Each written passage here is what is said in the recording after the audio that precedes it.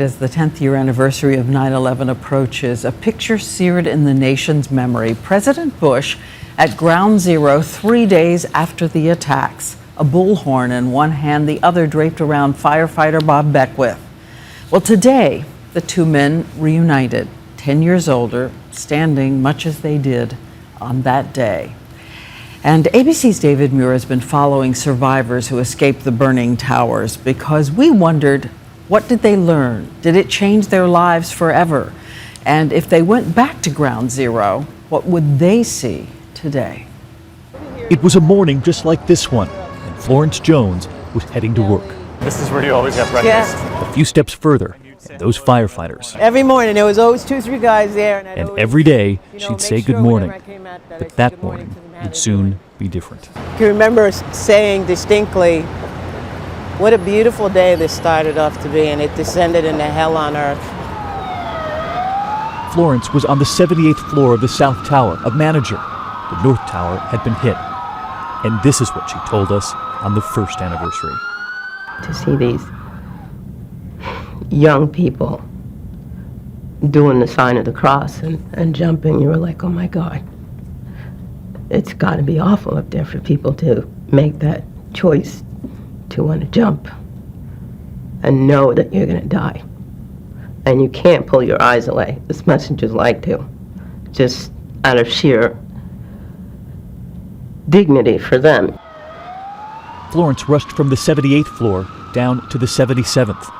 And I could not figure out on a bright, sunny, cloudless day what this black thing was that was approaching the building. It was the second plane coming, crashing into the floor she had just left. Of the last 25 people out of the South Tower, she was number 18. 10 years later, she had not been inside Ground Zero until she went with us. The giant craters left from the towers, now reflecting pools.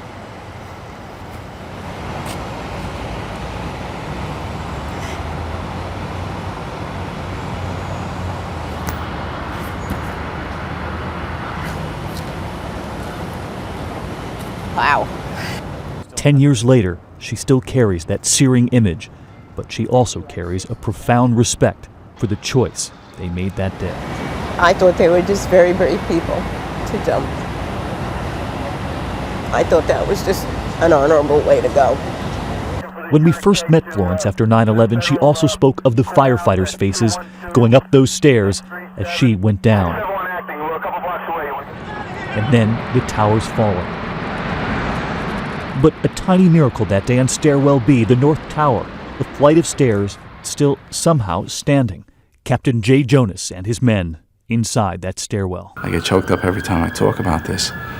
But I remember Cliff Stabner in particular getting on the radio and say, "We're coming for you, brother. We're coming for you."